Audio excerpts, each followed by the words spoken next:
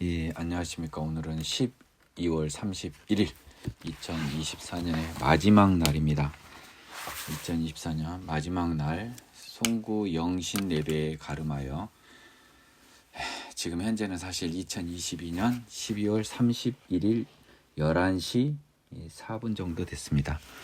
그렇기 때문에 약 1시간 정도 있으면 2024년은 사람 시간 기준, 우리 지구 시간 기준으로는 이제 돌아오지 않습니다. 지난 한 해 동안 신학대학원 마지막 학년을 맞이해서 좀 지쳤는데 다행히 큰 탈 없이 대학원 3년 과정을 마무리하게 해주신 하나님께 감사드리고, 쉽지 않은 인생길이지만 이 길을 나그네 길로 생각해 하여 주시고 세상적인 슬픔과 어떤 환난으로 비춰질 것들마저 대단치 않은 것으로 여기게 해주신 하나님께 감사드립니다. 새해 어떤 꿈들을 여러분들이 꾸시고 어떤 계획을 가지고 계실지 모르겠습니다만, 저는 개인적으로는 믿음 안에서 더 강건해지고 굳건해지고 부활과 신령한 몸으로의 부활과 천국에 대해서 변함없는 확신으로 죄의 삭신 죽음을 넘어 천국의 자녀되는 영광을 영원히 누리는 하나님 자녀로서의 특권을 누리기를 기도해 봅니다. 복음은 모든 사람을 위한 것이 아닌 게 너무도 아쉽고 안타깝지만 저 자신이 복음에 발을 들여놓게 해주심에 감사드릴 뿐입니다. 여러분들에게 오늘 좀 마음이 급한 나머지 간략히 그 새해를 맞이해서 우리가 그 먹을 수 있는 마음가짐 하나의 팁을 드리면서 강해 설교를 들어가겠습니다. 우리가 세상을 살아가면 우리 마음의 주인은 하나님이 되어야 합니다. 근데 우리는 육의 몸에 갖고 있기 때문에 항상 하나님의 자리를 넘보는 사단을 우리가 직면하고 그와 싸워야 됩니다. 그러면 여러분 마음속에는 두 세력이 있죠. 하나님과 사단. 여러분 마음의 성의 주인인 하나님과 성령님과 그 성을 다시 탈환하려는 사단의 처절한 싸움이 죽을 때까지 계속됩니다. 이거는 하나님의 자녀로 태어났다는 걸 전제로 하는 이야기가 되겠습니다. 반대로 하나님의 자녀로 태어나지 않고 아직 못하고 회개의 길을 가서 생명의 성령의 길을 반드시 쟁취하고야 말겠다고 다짐하고 믿음의 길을 떠난 사람들에게는 반대로 마귀가 여러분의 성의 주인이고 여러분은 성령의 불화살을 가지고 마귀의 진을 무너뜨릴 것입니다. 따라서 성을 마귀가 장악하고 있든 아니면 여러분이 장악하고 하나님이 장악하고 마귀가 공격하든 둘 중에 하나의 상태가 있는 사람들이 이 강의를 들을 겁니다. 자, 두 사람 공의 말씀드립니다. 어느 상태에 있든지. 자, 여러분 마음속에는 항상 미래에 대해서 긍정적인 것과 부정적인 것이 있을 수 있어요. 근데 여러분은 하나님의 주권을 침해해서는 안 되죠. 따라서 하나님의 자녀로 사는 한 가지 팁을 전해주고자 합니다. 긍정적인 부분에 대해서는 하나님께 기도하세요. 자, 근데 사단이 부정적인 것을 여러분한테 자꾸 들먹이면서 여러분을 꼬십니다. 자, 가령 이런 거 아닐까요? 자, 몸이 아픈데 너는 나올 수 없을 거야. 또 예를 들면 너 시험이 안 될 거야. 너 망할 거야. 여러 가지. 자, 이런 부정적인 사단이 주는 마음 앞에서 여러분의 팁입니다. 자, 이렇게 하면 돼요.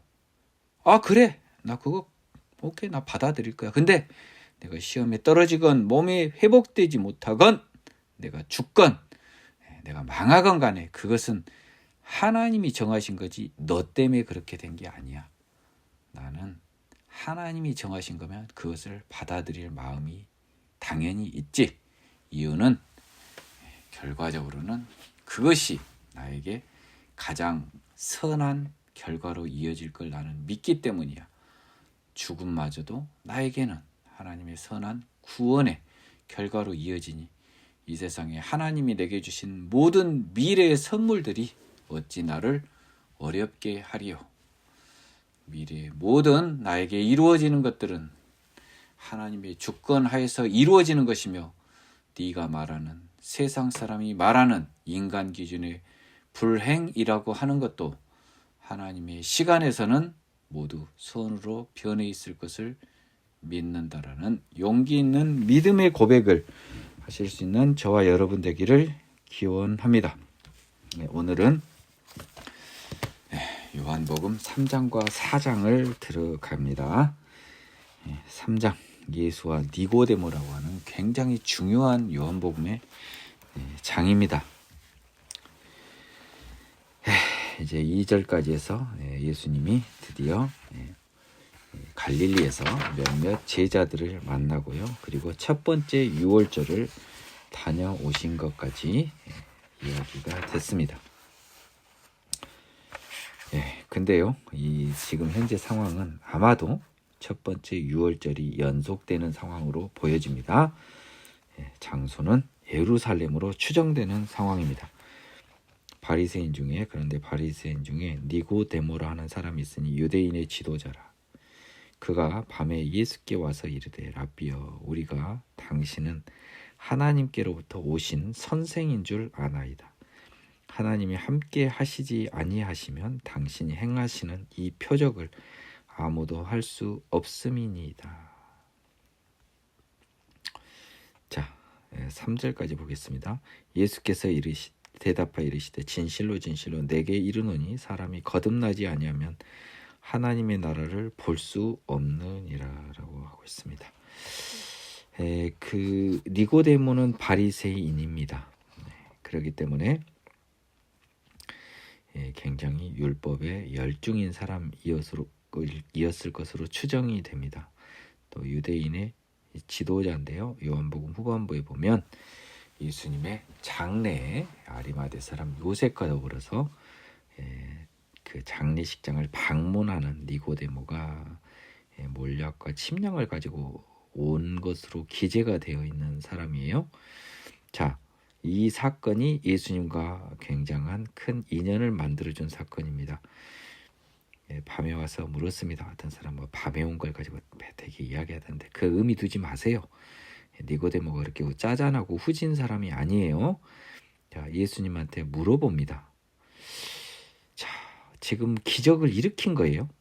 봤습니다. 들었습니다. 하나님으로부터 온 선생인 줄 아나이다 라고 한 것은 다른 말로 하면 선지자인 줄 안다라는 겁니다. 선지자는 유대사에서 모세 이후로 계속 시간을 띄엄띄엄해서 존재했었어요. 하나님이 함께하지 아니하시면 당신이 선지자가 아니라면 당신은 이 표적을 할 수 없는데 이 표적을 보면 당신은 선지자임이 분명합니다. 그래서 예수님이 이 사람이 뭘 물어본 것도 아닌데요. 먼저 물어봅니다. 이거 네가 어떻게 나를 선지자인 걸 아냐? 라고 하면서 예수님이 말씀을 하시는데요. 내게 이르노니 사람이 거듭나지 않으면 하나님 나라를 볼 수 없다라고 합니다. 이게 굉장히 좀 재밌어요. 이 사람이 지금 하나님 나라를 물어본 건 아니잖아요. 그렇죠? 내가 하나님 나라를 어떻게 해야 봅니까? 라고 물어보면 이 답이 나오겠지만 질문은 당신은 하나님으로부터 온 사람입니다 라고 한 거예요. 자, 그러면 예수님이 답을 보면 뭡니까? 하나님 나라도 갔다 오지 않은 네가 하나님으로부터 온 사람을 네가 어떻게 하냐는 거예요. 그래서 당시 기준으로는 단순한 선지자로 알고 있던 니고데모에게 예수님께서는 나는 선지자가 아니고 하나님의 아들인 거예요. 근데 얘는 지금 선지자인 줄 알고 어설프게 인간적 기준으로 추정한 하나님의 나라. 진짜 하나님 나라에서 온 예수님이잖아요, 여러분. 진짜 하나님 나라에서 온 예수님인데 진짜 하나님의 나라를 모르는 니고데모가 어설프게 들은 풍월로 당신이 하나님이 보내신 사람이 아니면 하나님이 당신과 함께 있지 않으면 이 표적이 발생할 수 없어요. 이 기적이 불가능해요. 라고 한 니고데모에게 너는 하나님 나라를 말할 수 있는 자격이 안 된다라고 합니다. 왜냐하면 거듭나지 아니하면 하나님 나라를 볼 수 없다. 그러면 이 말씀의 취지는 너는 거듭나지도 않았고 따라서 너는 하나님도 모르고 하나님 나라도 알 수 없다라는 굉장히 무서운 답변입니다. 예수님이 이게 빙 돌려서 이야기했지만 너는 지금 뭐 하나님 나라 선지자 이야기하고 막 그러는데 너 거듭나지 않아서 너는 하나님도 모르고 사실 하나님 나라도 몰라. 너는 그냥 기적 앞에 눈이 팔려서 그냥 그걸 가지고 하나님을 나라를 이야기하고 하나님을 이야기하는데 기적보다도 너는 중생을 하지 않은 너는 하나님 나라의 개념을 몰라. 니고데모가 충격에 빠집니다. 니고데모는 거듭나지 않으면이라는 그 표현에 주목을 해서 니고데모가 이르되 나이가 많나봐야 자기는 사람이 늙으면 어떻게 나을 수 있사옵나이까. 두 번째 모태로 들어갔다가 나을 수 있사옵나이까. 자기가 나이가 많은데 거듭나지 않는다면, 자 여러분, 우리는 지금 거듭난다 중생이란 말을 귀에 못이 박혀 교회에서 들어서 이상하지 않지만 지금 생전 처음 들어본 겁니다. 지금 니고데모는 너는 다시 태어나지 않으면은 하나님 나라를 볼 수가 없다. 나 하나님 나라 보고 싶은데요. 잠깐만요. 그러려면 내가 다시 태어나야 된다고요? 늙었는데 내가 어떻게 다시 태어나요? 다시 엄마 뱃속에 들어갑니까? 예수께서 대답하여 이르시되 진실로 진실로 내게 이르노니 사람이 물과 성령으로 나지 않으면 하나님의 나라에 들어갈 수 없느니라. 육으로 난 것은 육이요 영으로 난 것은 영이니 내가 내게 거듭나야겠다는 말을 놀랍게 여기지 말라. 자, 예수님이 뭐라고 대답하냐면요, 물과 성령은 공통적으로 무엇입니까? 제가 영어 성경을 한번 볼까요? 이거 번역이 좀 궁금했거든요. 5절 Very truly I tell you, no one can enter the kingdom of God unless they are born of water and spirit. Born of water and spirit이네요. 여기는 보겠습니다. Born of water and the spirit, 똑같은 표현이에요. 물과 성령으로 태어난다. 자, 그러면 여러분들이 이제 연상을 해보십시오. 물과 성령은 무슨 단어가 연상이 됩니까? 세례가 생각나죠. 물 세례 요한, 성령 세례 예수님. 자, 물과 성령은 세례인데 세례는 원래 뭐였어요? 죽였다가 살리는 거였죠. 그렇죠? 물로 죽였다 살리는 것, 불성령, 성령으로 육신의 몸을 죽이고 영을 살리는 것. 따라서 물과 성령으로 세례를 받지 아니하면 그 말입니다. 하나님 나라에 들어갈 수 없다라는 건데요. 사실은 정확히 표현하면 뭐겠습니까? 하나님 나라를 볼 수 없다라는 것이 먼저 맞겠죠. 봐야 들어갈 수 있죠. 어디 있는지 봐야 들어갈 거 아니에요. 그렇죠? 그래서 물과 성령으로 다시 나지 않으면, 그래서 여러분 한번 봐보십시오.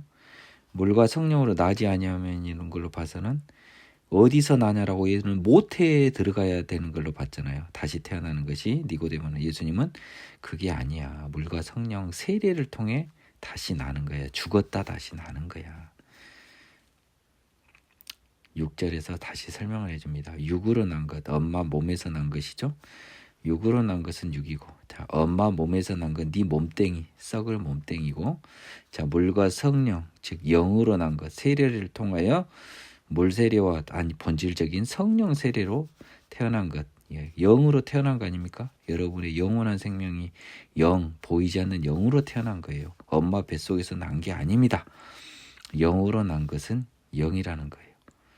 따라서 영으로 난 것, 물과 성령으로 난 것이 되겠습니다. 그렇죠? 5절에서. 그것은 영입니다. 육과 영이 달라요. 그러니까 네가 다시 난다는 건 너는 육으로 태어난 것으로 오해했는데 그게 아니다. 영으로, 물과 성령으로 난 것을 말한다. 내가 내게 거듭나야겠다는 말을 놀랍게 여기지 말라고 한 거예요. 그래서 육의 이야기가 아니고 영의 이야기니까 늙은 네가 두 번째 돌아가셔버린 너 엄마 뱃속에 들어가려는 것이 아니다. 물과 성령으로 다시 영으로 태어나는 것이다. 그것이 바로 거듭나는 중생이요 두 번 다시 태어나는 것, 하나님의 자녀로 태어나는 것이라.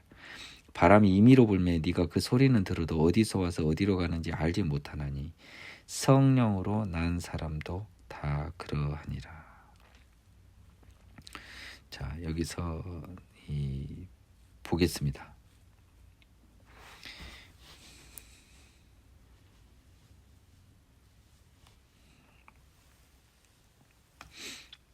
이 영으로 난 건 영이라고 해서 거듭나게 했다는 것이 육의 아니다. 근데 그러면 거듭나게 한 건 물과 성령, 특히 성령으로 거듭나는 건데, 자, 그것이 뭐냐? 그럼 거듭난 게 뭐냐? 좀 설명 좀 해주세요라고 하는 것에 대한 답입니다.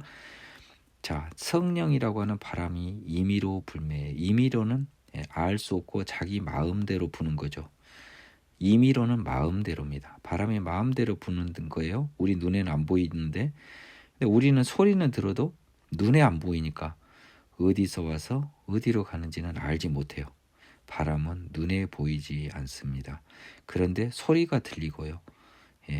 그래서 바람이 존재하는 것은 우리가 알아요. 근데 어디서 와서 어디로 가는지를 모릅니다. 성령으로 난 사람도 다 그러합니다. 이거 굉장히 중요한 거예요. 성령은 하나님의 주권, 구원의 주권에 따라 임의로 내려옵니다. 따라서 우리가 주권이 없어요. 바람이 불고 싶은 곳으로 불 뿐 우리가 구원의 주권은 본질은 없습니다. 그러나 이 성령은 우리가 소리는 들어요. 소리보다 바람은 소리가 들리지만 성령은 뭐를 느낄 수 있습니까? 성령은 힘이 있습니다. 죄인을 의인으로 바꾸는 그 힘이 있습니다. 성령 임의로 내림에 그 성령으로 죄인이 의인으로 바뀌는 실제 변화는 있지만 그 성령이 어디서 와서 어디로 내리는지 우리는 몰라요. 굉장히 재밌는 표현입니다. 바람과 성령 둘 다 보이지 않지만 힘이 있는 두 존재를 비교한 거예요. 그리고 바람의 길도 모르듯이 구원의 길도 우리는 잘 모릅니다. 오직 하나님만이 아시는 거예요. 니고데모가 대답하여 이르되 어찌 그러한 일이 있을 수 있나이까 라고 합니다. 자, 뭔 말입니까? 아니, 보이지도 않는 바람이 어디서 와서 어디로 가는지 알지 못하는 것처럼 성령이 난 사람도 누가 불어서 어디서 와서 어디로 가는지 모르고, 야, 그러면 그건 참 좀 우리는 억울한 거 아닙니까? 우리는 하나도 개입될 여지가 없는데요. 아무리 이제 나는 그래요. 내가 육으로 난 걸로 생각했는데 육은 아니라 칩시다. 근데 영으로 난 건 내가 전혀 개입도 못하는데 참 이거 신비한 일이네요. 예수께서 그에게 대답하여 이르시되 너는 이스라엘의 선생으로서 이러한 것들을 알지 못하느냐. 진실로 진실로 내게 이르노니 우리는 아는 것을 말하고 본 것을 증언하노라. 그러나 너희가 우리의 증언을 받지 아니하는도다. 자, 이 14절은요. 9절에서 니고데모가 질문을 한 거 아닙니까? 어떻게 그런 일이 있을 수 있냐는 거죠. 그 니고데모는 이 영으로 난 건 영이니까 영을 갖다 바람의 소리에 비유한 겁니다. 지금 눈에 보이지 않는 바람 이야기를 하고 성령으로 다시 태어나야만이 하나님 나라를 볼 수 있고, 근데 그것은 바람이 임의로 불매 어디로 왔다 어디로 가는지 알 수 없는 것처럼 우리가 알 수 없다고 해버리니까, 야, 이건 참 어떻게 그런 일이 있죠. 우리는 개입될 여지도 없고 이건 참 뭡니까? 라고 하니까 예수님은 굉장히 또 어려운 말을 이야기하고 계십니다. 여기서 우리라는 단어를 쓴 것이 조금 어색해요. 내가 아니고요. 자, 11절 보겠습니다. 진실로 내게 이르노니 우리는 아는 것을 말하고 We speak of what we know and we speak what we have seen but still you people do not accept our testimony. 여기서 우리는 여러분 뭘까요? 지금 한번 볼까요? 지금 여기서 지금 성령 받은 사람이 한 명이라도 있습니까? 없어요, 여러분. 아직 없다고요. 그리고 제자들도 잘 모릅니다. 그래서 여기서 우리라고 하는 것은 사실은 예수님 나의 의미가 좀 더 큰 것 같습니다. 제가 봤을 때는요. 나로 보겠습니다. 삼위일체 하나님을 말할 수도 있어요. 우리가요. 근데 저는 나로 보겠습니다. 나는 아는 것을 말하고 본 것을 증언하노라. 그러나 너희가 내 증언을 받지 아니하는도다. 성령으로 태어나서 다시 바람이 임의로 부는 것처럼 성령으로 다시 태어난 사람만이 하나님의 나라에 들어갈 수 있는 것을 예수님은 알잖아요. 그리고 그걸 증언해 주는 겁니다. 근데 니고데모를 비롯한 세상 사람들은 이 예수님의 증언을 받을 수가 없습니다. 받을 수 없어요. 받지 아니하는 것이 아니라 내가 땅의 일을 말하여도 너희가 믿지 아니거든 하물며 하늘의 일을 말하면 어떻게 믿겠느냐. 그래서 예수님이 땅의 일을 말하여도 믿지 않는데 지금 하늘의 일이 지금 뭡니까? 이게 바로 뭐예요? 중생을 말하는 거예요. 하나님의 자녀로 태어난 걸 말한다고요. 영으로 바람이 임의로 불어서 하나님의 성령이 은혜의 성령이 임의로 내려서 죄사함을 허락해 줘서 다시 태어나게 한 이 신비로운 구원의 섭리의 일을 말하면 너희들이 어떻게 믿겠느냐는 거예요. 하늘에서 내려온 자 곧 인자에는 하늘에 올라간 자가 없느니라. 그래서 하늘에서 내려온 예수님 얘는 하늘에 올라간 자가 없다는 거예요. 하늘에 있었던 적이 없다는 거예요. 자, 이게 진짜 어렵습니다. 지금 이 니고데모와 예수님의 대화죠. 이 대화는 제자들이 끼어들기도 어려운 굉장히 어려운 대화입니다.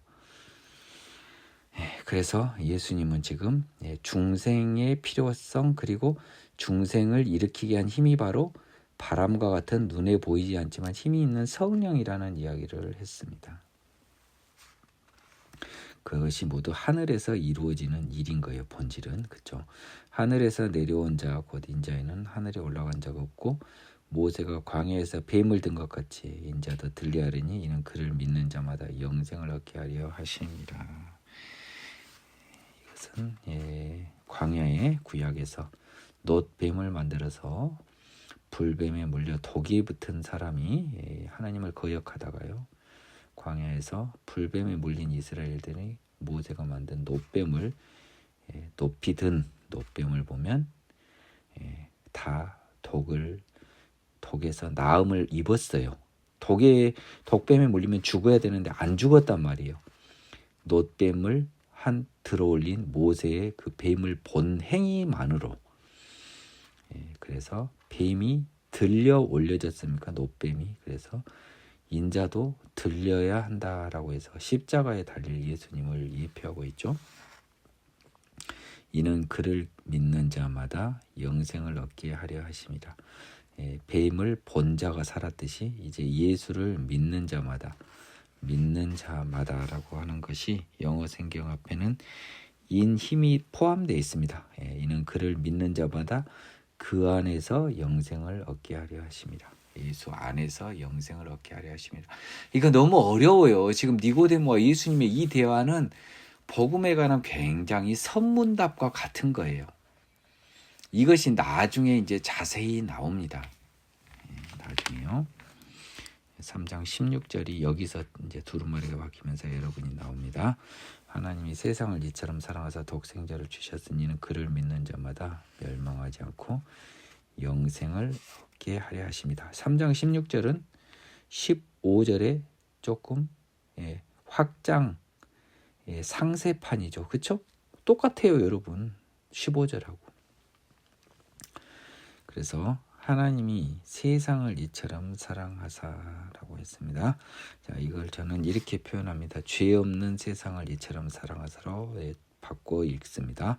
하나님은 죄가 없는 세상을 이처럼 사랑하신 겁니다. 그래서 독생자 예수를 주셔서 그를 믿는 자마다 예수를 믿는다는 내용이 지금 믿는다 좀 정확하지 않아요. 도대체 뭘 믿는 거예요? 예수가 우리의 죄를 사해주고 또 우리가 예수처럼 살면 죽지 않고 부활한다는 로마서 4장 24절이 믿는 겁니다. 그건 바울이 다 로마서 4장 24절에서 썼어요. 참고해 보세요. 이 부분은 제가 수많은 강의를 해봤기 때문에 그냥 넘어갑니다. 그래서 죄 없는 세상을 이처럼 사랑해서 독생자 예수를 주셨으니 이는 그를 믿는 자마다 멸망하지 않고 영생을 얻게 하려 하십니다. 다 멸망하게 되어 있어요. 예수님을 통해서 죄사함을 받지 못하면, 죄사함이 그냥 말로 입으로 뻥긋한 게 아니고 나 예수 믿습니다 뻥긋, 예수가 우리 구주입니다 뻥긋 아니에요. 예수님이 내가 죄인이고, 첫째 예수님이 나의 죄를 대신하여 죽었다 플러스 살아났는데 뭐냐? 그분의 죄가 없으신 분이었으니까 살아났고, 그분을 통해 죄 없음을 능력으로 받은, 실제로 받은 나는 예수처럼 부활한다는 거예요. 그래서 영생하는 겁니다. 이건 깊은 설명이 어려워요. 지금 현재로는요. 안 그러면 지금 요한복음 3장에서 1시간 다 허비해야 돼요. 여기까지 넘어갑니다. 하나님이 그 아들을 세상에 보내신 것은 세상을 심판하려 하심이 아니요 그로 말미암아 세상이 구원을 받게 하려 하심이라. 그 아들은 예수죠. 또 한 글자로는 인자라고 주로 많이 표현합니다. 예수님의 인성을 강조한 부분이에요. 그래서 하나님이 예수님을 사람의 몸으로 세상에 보내신 건 세상 심판 목적이 아니요 세상 구원받게 한 겁니다. 십자가 부활로요. 그를 믿는 자는 심판을 받지 아니하는 것이요 믿지 아니하는 자는 하나님의 독생자의 이름을 믿지 아니함으로 벌써 심판을 받은 것이다. 이게 너무 어려워요. 자, 그를 믿는 자는 이라고 했습니다. 정확히는 그의 이름을 믿는 거겠죠. 밑에랑 같이 보면요. 자, 그리고 보통 그의 이름을 믿는 건, 이름은 보통은 능력으로 바꾸면 많이 특별하게 큰 실수가 없습니다. 그러면 예수의 능력을 믿는 사람, 예수의 능력은 뭐죠? 죄사함의 능력이죠. 죄사함이 실제로 있습니다. 그 안에 힘이 있어요. 그냥 말로만이 아니에요. 자, 이것은 로마서 4장 24절과 결합이 돼야 됩니다. 그를 믿는 자는 심판을 받지 않아요. 왜요? 죄를 짓지 않으니까, 죄인이 아니니까, 죄를 안 지으니까예요. 죄를 지을 수 없는 몸으로 변해서 죄를 안 지으니까 심판을 받지 아니하는 거고, 그의 능력을 믿지 아니하는 자는 하나님 독생자의 이름 예수의 능력을 믿지 아니하므로 자기는 이 죄사함을 받아야 하는 죄인 상태에 있지 않다고 고백하든지, 죄인이더라도 예수의 능력으로 나를 변하여 새 사람이 되어 죄짓지 않게 바꿔줄 능력이 없다고 믿는 사람들입니다. 오늘날 세상에 예수님 믿으면서도 죄를 지을 수밖에 없다는 사람도 예수 하나님의 독생자 이름을 믿지 아니하는 거예요. 이름은 능력으로 바꾸는 건데 그 이름에 예수 십자가의 능력을 믿지 않기 때문에, 인간이니까 어쩔 수 없다는 사람은 이미 벌써 심판받은 것입니다. 그 정죄는 이것이니 곧 빛이 세상이었을 때 사람들이 자기 행위가 악함으로 빛보다 어둠을 더 사랑한 것입니다. 악을 행하는 자마다 빛을 미워하여 빛으로 오지 아니하는 이는 그 행위가 드러날까 하며 진리를 따르는 자는 빛으로 오나니 이는 그 행위가 하나님 안에서 행한 것임을 나타내려 함이라 하시니라. 그래서 벌써 심판을 받은 거잖아요. 예수님의 능력을 믿지 아니한 사람은. 그 정죄는 이것입니다. 그러니까 이 심판을 받는 사람들의 특징은 이렇다는 겁니다. 그 사람들이 이 결과에 이른 거예요. 뭐냐면 빛인 예수님이 세상에 왔지만 자기 행위가 악함으로 빛보다 어둠은 세상이 되겠습니다. 이 세상, 사단의 세상을 더 사랑한 거예요.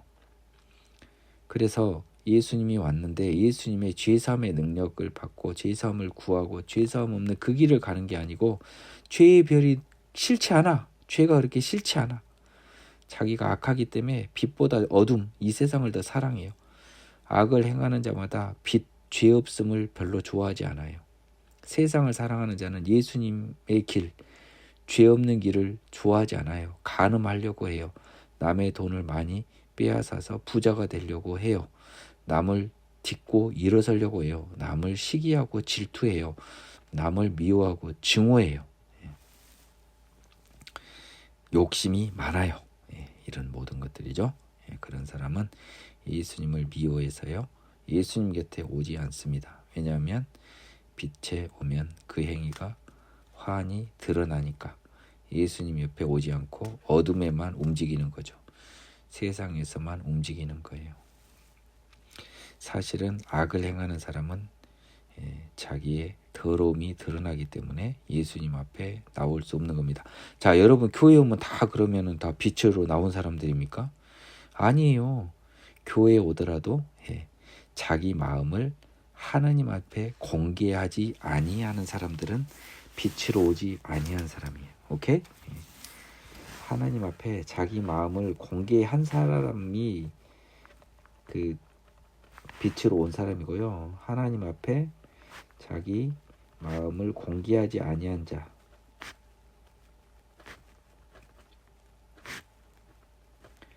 이러한 자는 빛으로 오지 아니한 사람입니다. 왜 공개하지 않아요? 캥긴 게 있으니까 공개 못하는 거잖아요. 여러분 다 그런 사람 많아요. 그런 사람 하나님 자녀 아닙니다. 진리를 따르는 자는 빛으로 옵니다. 머릿속 가슴속 다 공개해요. 그래서 내가 더러운 생각하고 죄 있으면 하나님 앞에 고백하는 거예요. 하나님 저 이렇게 더러워요. 근데 저 이거 너무 싫어요. 깨끗하게 해주세요. 이렇게 뻔뻔하게 하나님한테 요구하는 거예요. 이제 죄를 고백하면서 고쳐주라고. 근데 하나님이 마음속과 가슴속을 뻔히 보는데 저기 고칠 마음이 없어. 그냥 입으로만 앵무새처럼 쫑알쫑알 거려요. 그러면 아니죠. 너는 사단의 자녀야. 근데 진짜 자기 그냥 가슴을 열어젖히면서 하나님 제가 이렇게 더러워야 되겠습니까? 저 너무 싫어요. 저 죽어버리고 싶어요. 저 죽여주세요. 바꿔주세요. 이런 사람은 빛으로 나옵니다. 그래서 그 행위가 하나님의 안에서 행한 것임을 나타내려고요. 그건 뭔 말이에요? 자기 머릿속과 가슴속을 하나님 앞에 공개한다 이 말입니다. 이 사람들은 그래서 머릿속과 가슴속을 하나님 앞에서 감추는 사람과 공개하는 사람. 자, 죄가 있더라도요. 머릿속과 가슴속을 하나님께 공개한 사람은요. 구원의 가능성이 있어요. 하지만 머릿속과 가슴속을 딱 숨겨서 빛으로 나오지 않고 감추는 자들은 영원한 죄의 노예로 남을 것입니다. 그 후에 예수께서 제자들과 유대 땅으로 가서 거기에 함께 유하시며 세례를 베푸시더라. 자, 예루살렘에서 나와서 또 유대 땅 어디로 갔나 봅니다. 세례 베푸셨습니다. 요한도 살렘 가까운 에논에서 세례를 베푸니 거기 물이 많음이라. 그러므로 사람들이 와서 세례를 받더라. 예루살렘 가까운 에논에서 요한이 세례를 베풀었나 봅니다. 요한이 아직 옥에 갇히지는 않았습니다. 나중에 그 헤로디아 사건으로 인해서 갇히기 전입니다.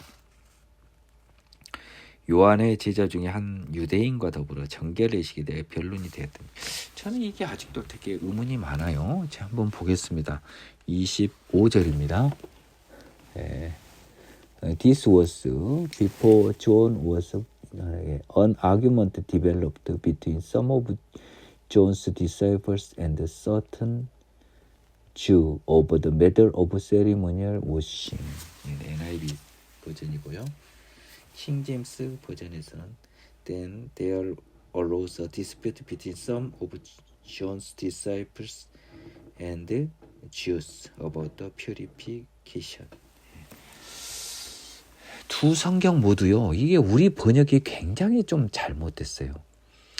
요한의 제자 중에서 한 유대인과 더불어 정결례식에 변론이 됐다. 이거는 말이 안 돼요. 영어는 둘 다 똑같습니다.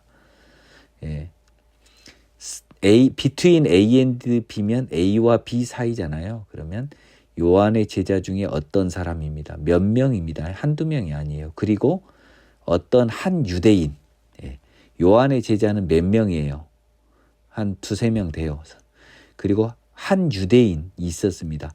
이 둘이 뭐 가지고 서로 변론을 했냐면요. 셀리모니얼 워싱. 우리가 음식 먹을 때 항상 손을 씻어야 됩니까? 라고 하는 것과 관련돼서 어떤 그 논쟁이 있었다라는 이야기를 합니다.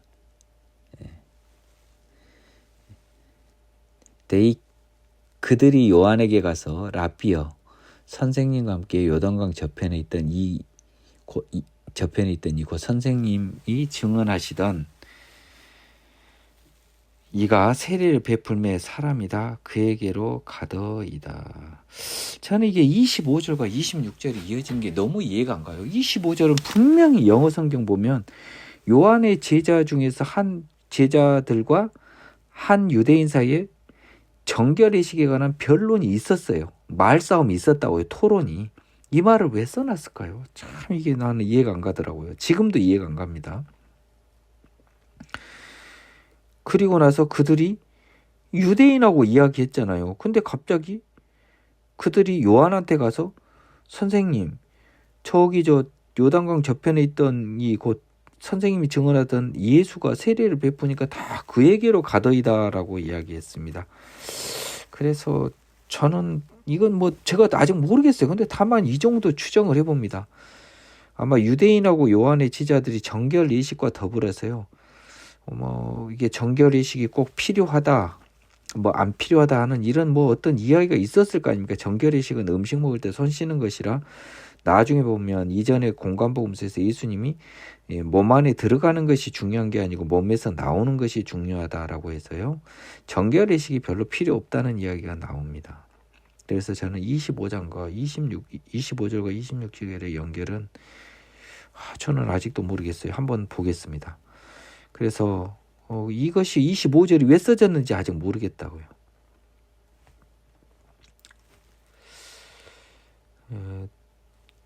이게 왜 써졌을까요? 참 정말 다시 한번 보겠습니다.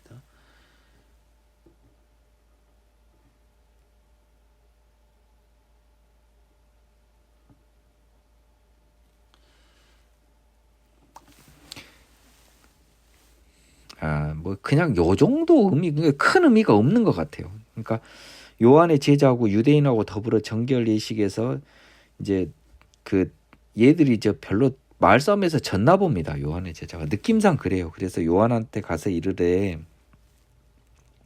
이제 속이 상해.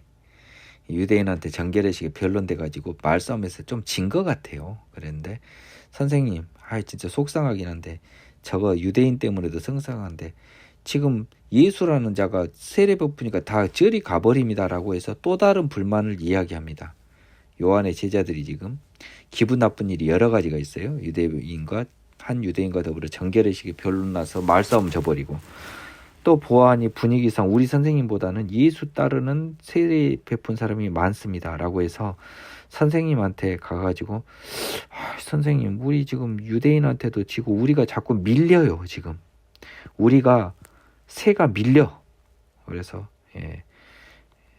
요한은 이런 대답을 합니다. 만일 하늘에서 주신 바 아니면 사람이 아무것도 받을 수 없느니라 라고 해서 사람의 그 능력은 다 하나님이 허락하는 범위 내에서 발생하는 거고 내가 말한 바 나는 그리스도가 아니요 그 앞에 보내심을 받은 자라고 한 것을 증언할 자는 너희다.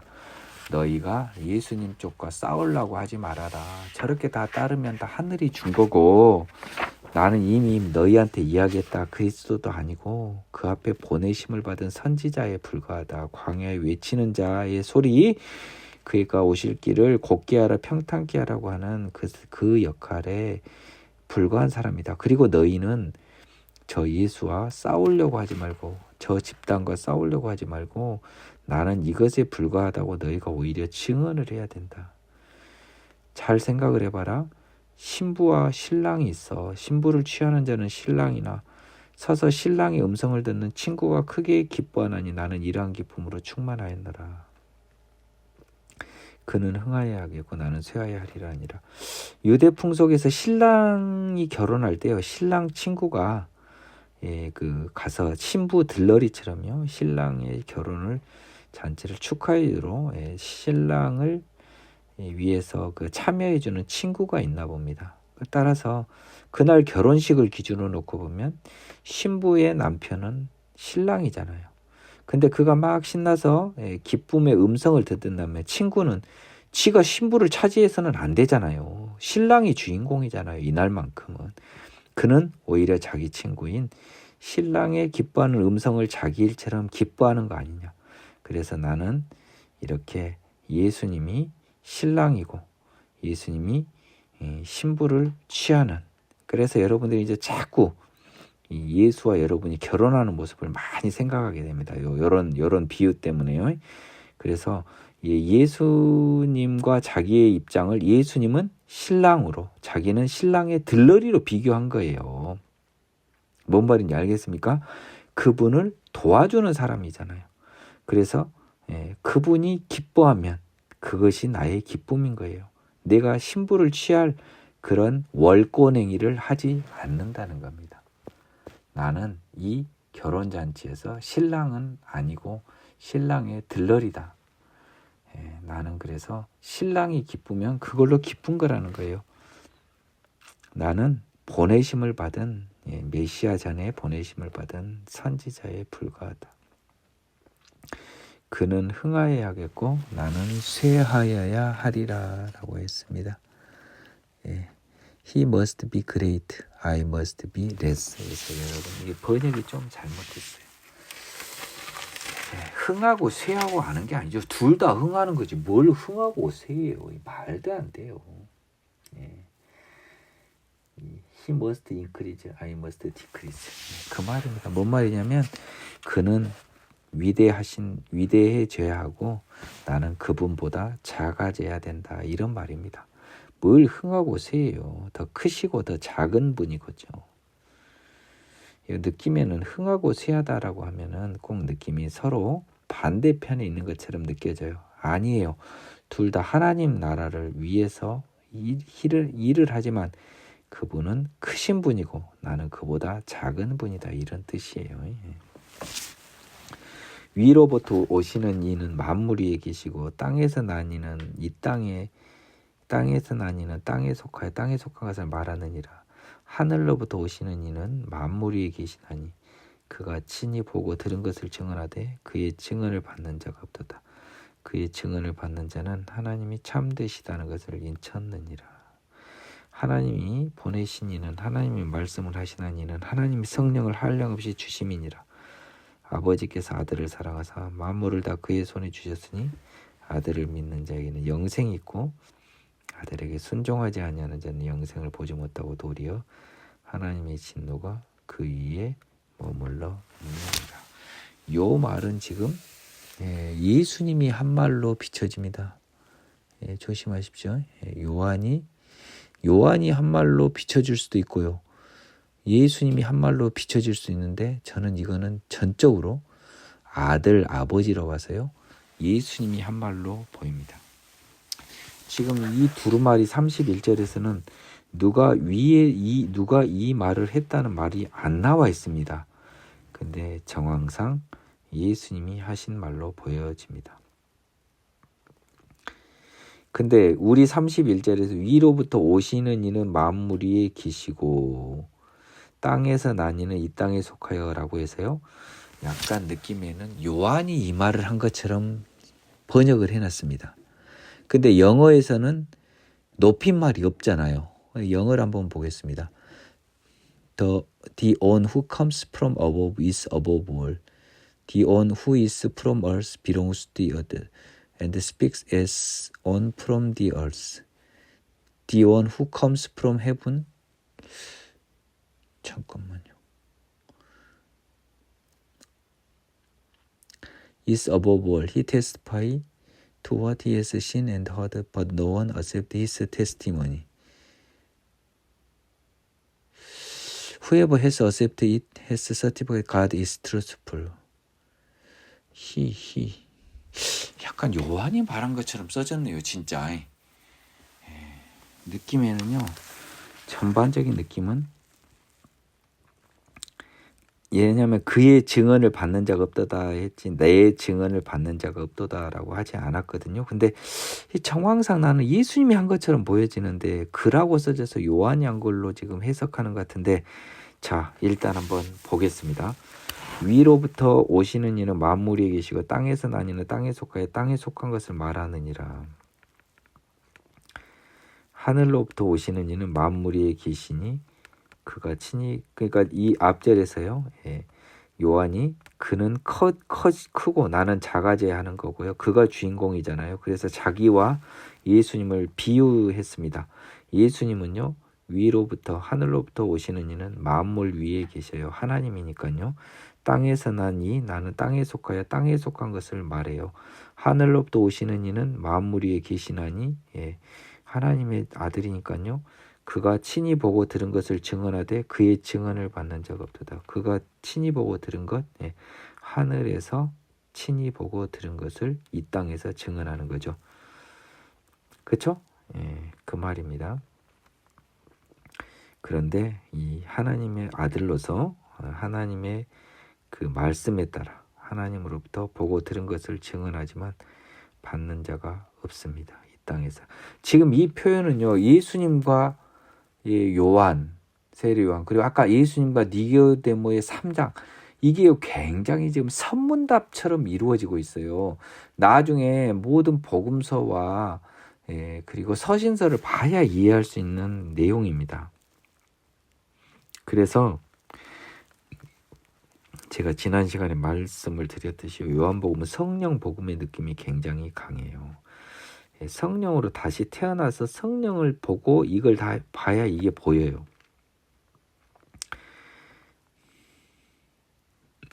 그의 증언을 받는 자는 하나님이 참되신다는 것을 인쳤느니라.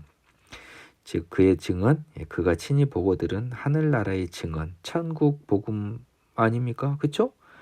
복음, 복된 소식, 그 천국 복음, 죄사함 받아 새롭게 되어 천국 간다라고 하는 그 증언, 예수님의 증언, 믿음의 말씀, 증언을 받는 자는 하나님이 참되시다는 걸 인쳤느냐. 이것이 굉장히 여러분 오해를 많이 일으키는 번역 중에 하나입니다. 영어를 보겠습니다. NK 킹 제임스뿐만 아니라 NIV도 공통적으로 뭐라고 하냐면요, 이렇게 쓰셨습니다. 이 번역이요. Whoever accepted it has certified that God is truthful이라고 되어 있습니다. 뭐냐면 예수님의 증언을 받는 자예요. 이 복음에 관한 예수님의 그 말씀을 받는 자는 무엇을 증명했냐는 거예요. 무엇을 증명했냐? 하나님이 진실하다는 것을 증명한 거예요. 즉 이거 의미가 너무 여러분들 잘못 보면 잘못 해석할 수 있는 케이스를 먼저 설명을 해줄게요. 이 증언을 받는 그 사람들에 대해서 하나님이 그들은 참되다. 그들은 참 내 아들이다 라고 하는 것을 인쳤다로 해석하는 게 잘못된 해석이에요. 정확한 해석은 뭐냐? 그 증언, 즉 예수님의 복음의 증언을 받는 사람은 하나님이 참되시다, 신실하시다는 것을 증명하는 거예요. 뭔 말이냐? 하나님이 예수를 주기로 구약에서 약속하셨던 거잖아요. 그렇죠? 메시아의 약속이 있었어요. 신실하신 하나님이. 그래서 이 복음의 약속을 받아들인 자는 우리 하나님은 약속에 신실하신 하나님이시니까 이렇게 메시아 예수를 통해 우리 죄사함과 구원을 주시러 결국 약속을 지키셨구나 하는 것을 증명한다, 증언한다, 확신한다, 확인한다, 이런 의미가 됩니다. 즉 예수님의 말씀을 받는 자는 하나님의 신실하심을 인정하는 것이 된다는 거예요. 구약의 약속을 실현해 주신 하나님의 말씀이, 하나님이 신실하다. 구약의 하나님 말씀이 진실인 것을 믿었기 때문에 또한 예수의 이 증언도 받는 거고요. 그러니까 여러분이 여기서 굉장히 조심해야 됩니다. 참되다는 주체는 하나님이 하나님. 증언을 받는 자가 참되는 게 아니고 하나님이 참되고 신실하시다는 것을 자기들이 증명하는 거예요. 그러니까 예수의 복음의 증언을 받지 않는 자는 역으로 말하면 하나님의 신실하심을 부정하는 사람들이다라는 의미입니다. 요거 굉장히 중요합니다. 이건 NK 버전, NIV, 킹 제임스가 똑같이 그렇게 해석을 해놨어요. 하나님이 보내신 이는 하나님의 말씀을 하시나니 이는 하나님이 성령을 한량없이 주심이라. 자, 이것도요. 하나님이 보내신 이 예수님은 하나님의 말씀을 하는데 하나님이 아닌데 어떻게 하나님 말씀하냐? 하나님이 성령을 한량없이 부어넣어 주니까 하나님이 돼버립니다. 그래서 하나님의 말씀을 합니다. 아버지께서 아들을 사랑하사 만물을 다 그의 손에 주셨으니 아들을 믿는 자에게는 영생이 있고 아들에게 순종하지 않는 자는 영생을 보지 못하고 도리어 하나님의 진노가 그에 머물러 있느니라. 자, 이게 35절은 십자가 사역이 완성된 다음을 이야기하고 있어요. 그러니까 진짜 어려워요 지금 여러분. 요한복음이요. 그래서 아버지께서 아들을 사랑하사 아들에게 십자가 사역을 완성한 아들에게 만물을 다 이 세상 모든 것을 보이는 하나님인 예수님 손에 주셨습니다. 그래서 아들을 믿는 자, 다시 로마서 4장 24절 갑니다. 아들을 믿는 자, 예수를 믿는 자는 의미가, 이걸로는 도저히 여러분 아들이 믿는 자라는 게 여기서는 감이 안 와요. 뭔 내용인데 뭐가 아들을 믿는 거야. 그거는 우리가 죄인이고 우리도 우리의 죄를 위해서 예수가 대신 돌아가셨으며 또한 우리가 죄 없이 예수처럼 살면 부활한다. 이 모든 것을 포함한 게 아들을 믿는 거라고요. 어려운 내용입니다. 아들을 믿는 자에게는 결국 영원한 생명이 있고 죄 사함 받아 새롭게 되어 천국 부활이 있는 겁니다. 아들에게 순종하지 아니하는 자, 즉 믿지 아니하는 자, 자기가 죄인임을 부정하는 자, 예수의 부활을 몸으로 고백할 수 없는 자, 죄 없이 사는 자신의 부활도 고백하지 못하는 자는 결국 영생 보지 못하고 도리어 하나님의 진노 그에 머물러 있는 지옥의 자녀가 됩니다. 자, 이제 2024년도가 약 5분 정도 남은 이 시간 4장 들어가겠습니다.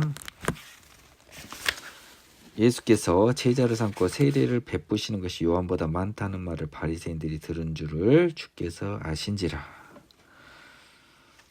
예수께서 친히 세례를 베푸신 것이 아니라 제자들이 베푼 것이라. 유대를 떠나서 다시 갈릴리로 가실새 사마리를 통과해야 하겠는지라. 자, 요거는 지금 뭐 큰 의미는 없습니다. 예수님이 점점 세리요한보다 더 유대에서 세력이 커지고 바리새인들이 알아서 점점 예수를 시기하고 예수를 좀 주시하고 있어요. 좀 요주 인물로. 그래서 다시 갈릴리로 이제 떠납니다. 6월절을 끝내고요.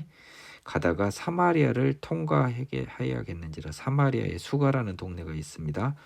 야곱이 그 아들 요셉에게 준 땅이 가깝고 야곱이 요셉에게 준 땅은 세겜 땅입니다. 그렇죠? 그래서 세겜 근처인 거죠. 거기 또 야곱의 우물이 있었습니다. 야곱이 판 우물이 전설처럼 내려왔겠죠. 이건 야곱이 판 우물이다. 예수님 길 가시다 피곤하여 우물 곁에 그대로 앉았습니다. 때가 6시쯤 되었습니다. 정오입니다. 우리 시간으로는요. 사마리아 여자 한 사람이 물을 기르러 왔으면 예수께서 물을 좀 달라 했습니다. 우물길에 어떤 여자가 물을 기르러 왔어요. 이는 제자들이 먹을 것을 사러 그 동네에 들어갔습니다. 제자들은 지금 예수님 곁에 없어요. 다 먹을 것 사러 들어갔습니다. 예수님과 이 여자만 있습니다. 사마리아 여자가 이르되 당신은 유대인으로서 어찌 사마리아 여자인 나에게 물을 달라나이까. 이는 유대인이 사마리아인과 상종하지 아니함이로라. 이 여자는 예수님이 유대인 즉 사마리아인 기준으로 유별난 유대인인 걸 알았어요. 근데 유대인은 우리를 짐승 취급하는데 그것도 나는 여자인데 양방에 걸리죠. 이방인이고 여자예요. 근데 나한테 왜 물을 달라고 합니까? 나 같은 사람 취급 안 하던데 당신 동네 사람들은 나 같은 여자를. 예수께서 대답하십니다. 이르시되 네가 만일 하나님의 선물과 또 네게 준 물을 달라는 이가 누구인 줄 알았더라면 네가 그에게 구하였을 것이요 그가 생수를 내게 주었으리라. 자, 지금 하나님의 계획 시간에서는 이 여자한테 이 굉장히 중요한 말을 하려고 예수님하고 이 여자가 만나게 됩니다. 지금 이 여자는 이 사람이 지금 유대인의 한 사람을 알고 있잖아요. 예? 근데 예수님이 뭐라고 합니까? 나는 유대인의 그 일반 사람이 아니고 하나님이다라고 해야 될 거 아니에요. 그래서 예수께서는 이제 슬슬 자기의 본질에 대한 궁금증을 유발시킵니다. 하나님의 선물은 예수님이죠. 그렇죠? 인간의 몸으로 와서 우리에게 죄 사함을 허락하기 위해서 하신 인간으로 오신 예수님인데요. 자, 하나님의 선물 10장 The Gift of God. 그게 바로 예수님 그 자신이죠. 여러분 조심하시면 되겠습니다. 10절 볼까요? 하나님의 선물 The gift of God 똑같습니다. 네가 만일 하나님의 선물과 또 네게 물을 달라는 이가 누구인 줄 알았다면 바로 네 앞에 있는 내가 하나님의 선물이고 또 네게 물을 좀 달라는 이 내가 사실 하나님의 아들이다. 메시아다. 알았다. 너는 지금 나를 유대인으로 알고 있잖아요. 그래서 나를 모르는 겁니다. 이 여자. 네가 그에게 구하였을 것이요 그가 생수를 내게 주었으리라. 지금 이 여자한테 반문합니다. 물을 왜 나한테 이방 여자한테 달라고 합니까? 짐승 같은 여자한테 사람한테. 그랬더니 예수님이 야 지금 내가 너한테 물을 달라고 하긴 했지만 사실 네가 하나님의 선물인 나와 그리고 내게 물을 달라는 이 메시아인 걸 알았다면 너는 나한테 이렇게 반문하지 않고 당신 왜 이렇게 쓰잘데기 없는 행동 좀 쪽팔린 행동을 합니까? 라고 반문하지 않고 오히려 네가 나한테 구하였을 것이고 나를 모르니까 지금 나한테 반문하고 있지만 네가 나를 알았으면 내가 메시아인 줄 알았으면 네가 나에게 구하였을 것이고 내가 생수를 내게 주었으리라. 생수는 리빙 워터입니다. 그래서 우리가 아는 진로 생수 같은 그 생수가 아니고요. 생명수라고 하는 게 좀 더 맞겠어요. 그가 생명수를 내게 주었다. 생명을 주는 물을 너한테 주었을 것이다. 지금 예수님은 지금 자기가 메시아란 말을 입에다 대놓고 이 여자한테 대놓고 하지 못하니까 네가 그에게 그리고 그가 이렇게 해서 나 대신 그라는 표현을 쓴 거죠. 지금 대놓고 말을 못하는 거예요. 내가 근데 차마 말을 못하는 거예요. 이제 여자는 이게 그가 예수님인지를 모르니까요. 여자가 이르되 주여 물을 기르도 없고 이 물은 깊은데 어디서 당신이 그 생수를 얻겠사옵니까? 이 말을 보면 여자가 분위기 파악상 이 양반이 지금 뚱딴지 같은 소리 하지만 자기가 하나님의 선물이고 나한테 생명수를 줄 수 있는 사람이라고 뻥카를 치는 거예요. 이 여자가 봤을 때는 그가 지금 예수님이 지금 자기를 그로 표현한 걸 알았네요. 이 여자는. 그래서 그러면 여보세요. 지금 당신은 물그릇을 바가지도 없고 이 물이 깊은데 당신이 그 생수를 얻겠사옵니까? 지금 이 여자는 이 생명수가 영적인 의미의 생명수인데 이 우물물로 단순하게 생각을 하고 있습니다. 그러니까 여자와 예수님의 대화가 계속 엇박자가 나죠.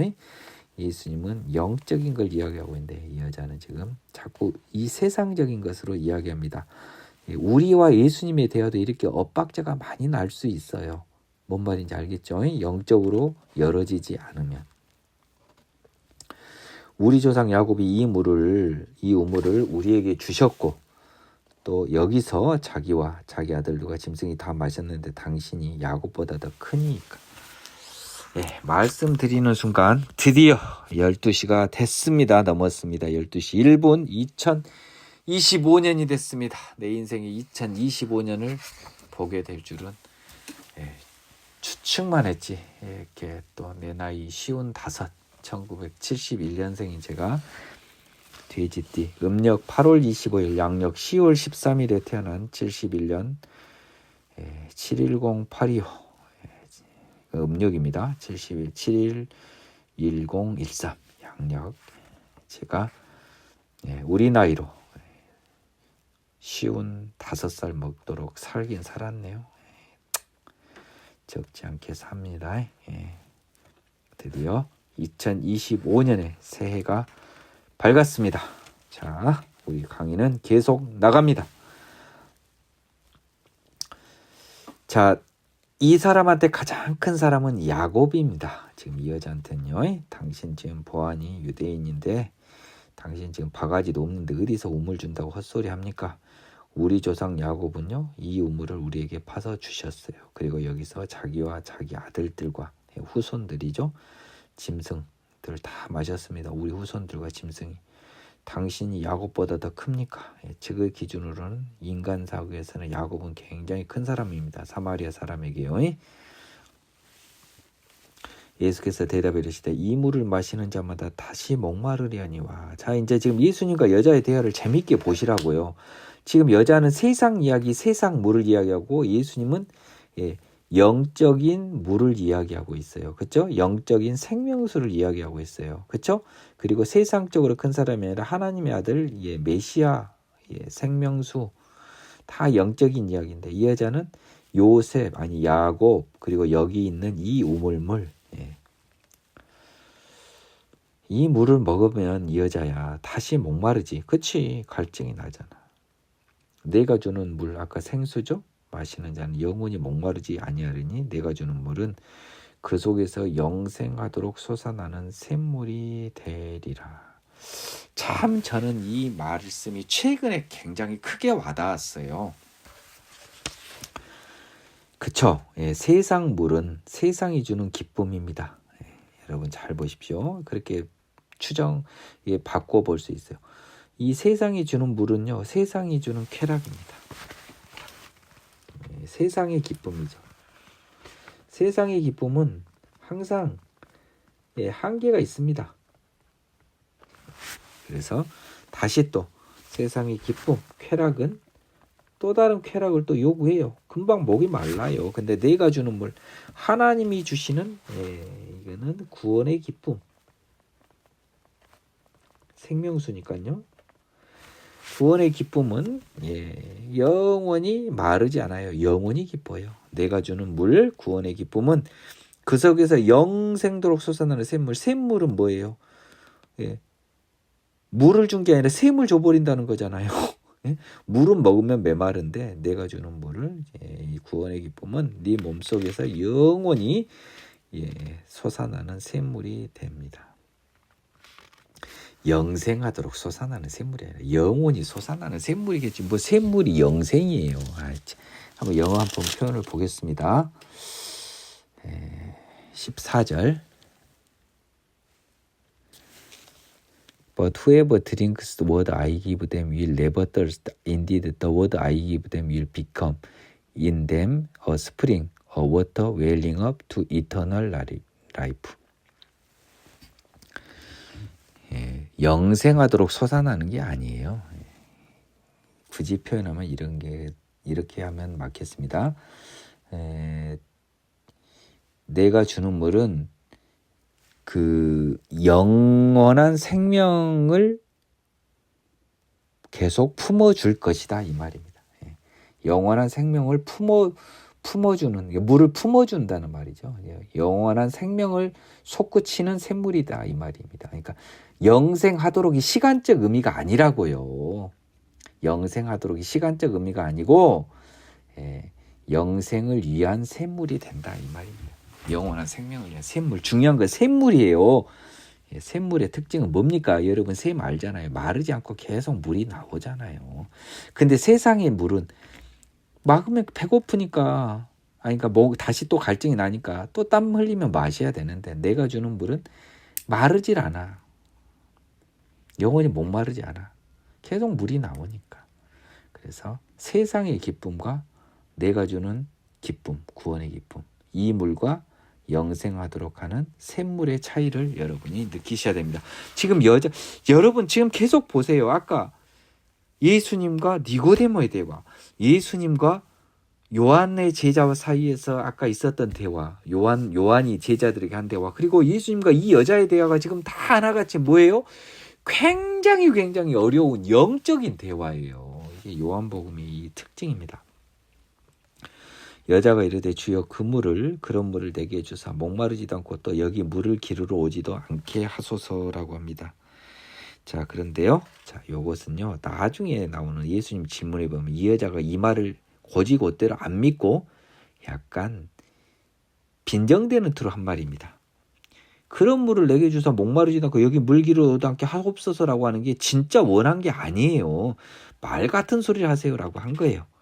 자, 그러자 예수님이 굉장히 이 여자를 혼냅니다. 이르되 가서 네 남편을 불러오라 그래버려요. 이 여자가 뜨끔한 거죠. 왜냐하면 지금 나중에 보면 이 여자는 소위 굉장히 이 남성 편력이 심한 여자입니다. 이 여자가 대답하여 이르되 나는 남편이 없나이다. 이렇게 대답합니다. 그러니까 자기가 남성 편력이 많은 여자가 좀 자기 아킬레스건을 건드니까 15절에 비아냥거리는 여자를 16절에 예수님이 살짝 이 여자의 약점을 살짝 공격합니다. 여자가 아이고야 그래서 없다고 거짓말을 합니다. 이거 거짓말이에요. 예수께서 이르시되 네가 남편이 없다 하는 말이 옳도다. 사실은 옳지 않아요. 너에게 남편이 5이 있었어요. 이미 5이나. 지금 있는 자도 네 남편이 아니니 네 말이 참되다는 거예요. 지금에 있는 자도 내 남편은 맞죠. 근데 소위 말해서 그 나쁘게 표현하면 섹스 파트너 이런 느낌인 거예요. 그러니까 소위 모세 율법에 따른 진정한 남편이 아닙니다. 하나님이 예정한 진정한 남편이 아니에요. 그러니까 너는 지금 현재 같이 사는 사람도 네 남편이 아니니까 네 말이 참되다. 이거 예수님이 완전히 돌려가기를 한 거예요. 남편이 없단 말 거짓말이었습니다. 그쵸? 거짓말이었는데 그래 너는 진정한 남편이 없지. 왜? 너는 이미 남자 5이나 거쳤고 지금 또 다른 남자랑 사니 너는 좀 나쁘게 표현하면 좀 심하게 표현하면 더 심한 표현은 못하겠습니다. 남성 편력이 심한 여자다 이렇게만 표현하겠습니다.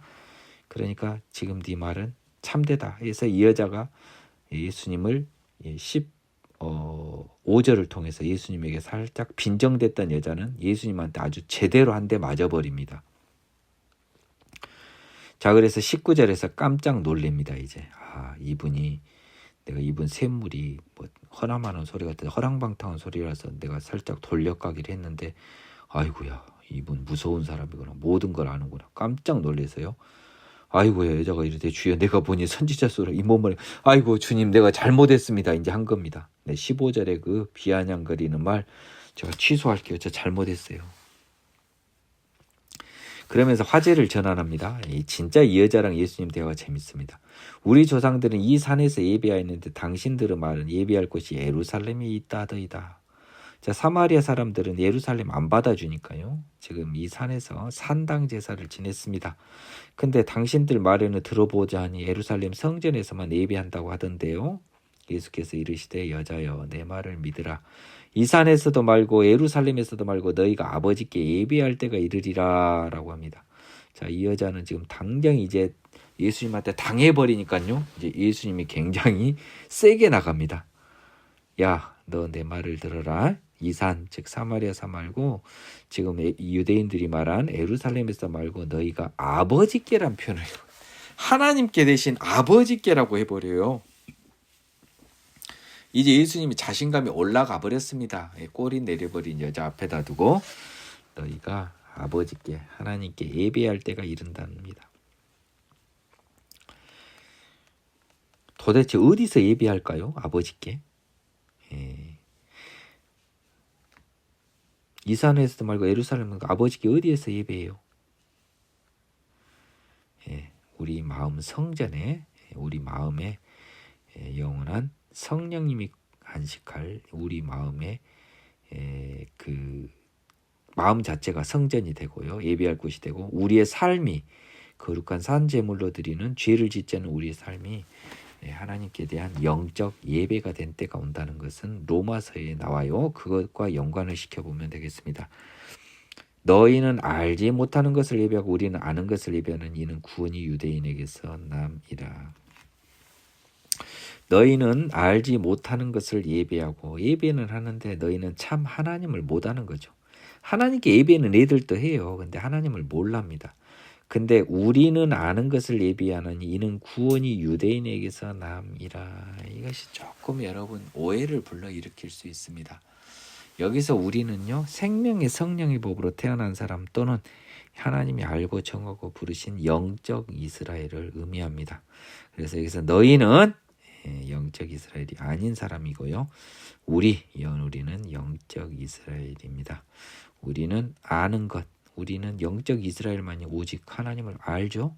이는 구원이 유대인에게서 남이라라고 해서요. 마치 사마리아인이 아닌 유대인에게서 구원이 나는 것처럼 이야기되어 있습니다만은 저는 그렇게 보지 않습니다. 여기서 우리는 유대인은 영적 이스라엘, 영적 유대인을 의미하는 것입니다. 그렇게밖에 해석할 수가 없어요. 이 산에서도 말고 예루살렘에서도 말고라고 해서 이미 육적 이스라엘을 위한 게 아님을 이야기했습니다. 그래서 구원이 유대인에게서 납니다. 영적 유대인에게서 납니다. 근데 접속사 벗이 들어갔습니다. 아버지께 참되게 예배하는 자들은 영과 진리로 예배할 때가 옵니다. 곧 이때라. 아버지께서는 자기에게 이렇게 예배하는 자들을 찾으시니라. 하나님은 영이시니 예배하는 자를 영과 진리로 예배할지니라. 여자가 이르되 메시아 곧 그리스도라는 이가 오실 줄을 내가 아노니 그가 오시면 모든 것을 우리에게 알려주시리다. 예수께서 이르시되 네가 말하는 내가 그라 하시니라. 야, 오늘 진짜 이거 좀 어려운데요. 제가 지금 이 몸 컨디션도 안 좋은데 부족하게 진행될 수밖에 없겠네요. 죄송합니다. 조금 빨리 진행하겠습니다.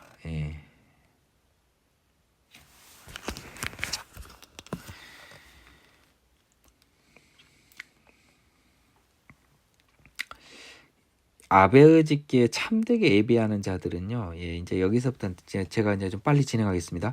아버지께 참되게 하는 예배하는 자들은요, 나중에 나옵니다. 생명의 성령으로 태어나서요, 내 마음이 하나님의 성전이 되고 나의 삶이 하나님께 대한 예배가 되는 그런 것을 지금 설명하는 로마서 해당 부분을 생각해 보세요. 그런 사람들의 삶 자체가 아버지께 참되게 예배하는 자들입니다. 영과 진리로 예배합니다. 곧 이때라는 거예요. 아직은 아니에요. 예수님 십자가 부활을 거쳐야 됩니다.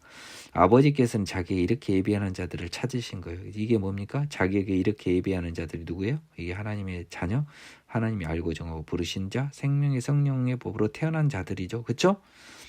하나님은 영이신 예배하는 자는 자가 영과 진리로 예배해야 된다는 거예요. 이게 너무 중요한 거예요. 하나님은 영이에요. 그러니까 여러분이 영과 진리로 예배해야 돼요. 영과 진리로 예배한다는 것이 뭐냐?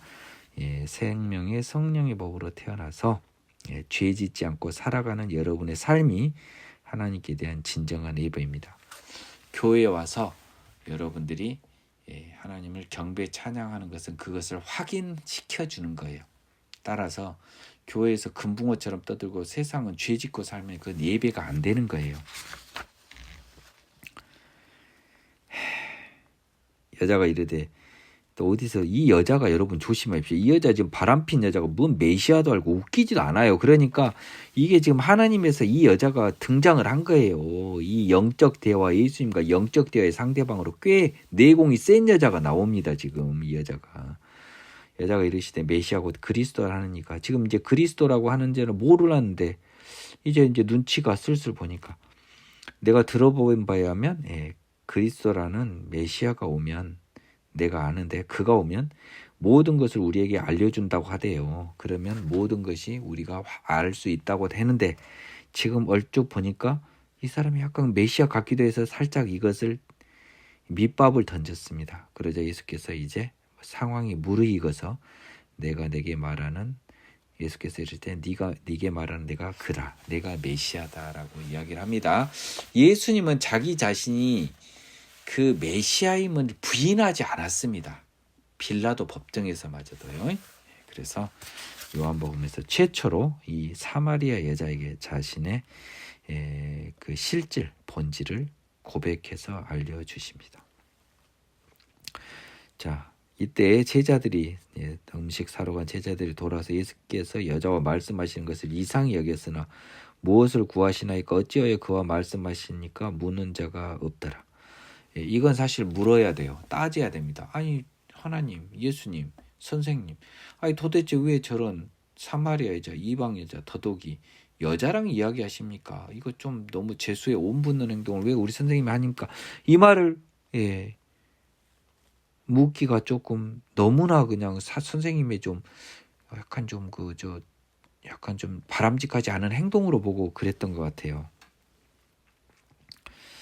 이 여자는 한편 물동이를 버려두고 동네로 들어가서 사람들에게 이르되 내가 행한 모든 일을 내게 말한 사람 와서 보라 이는 그리스도가 아니냐 하니 그들이 동네에서 나와 예수께로 오더라. 그래서 이 여자는 자기가 있었던 모든 남성 편력 일을 알아버리니까 이 사람은 사람이 아니고 메시아 그리스도가 아니냐라고 합니다.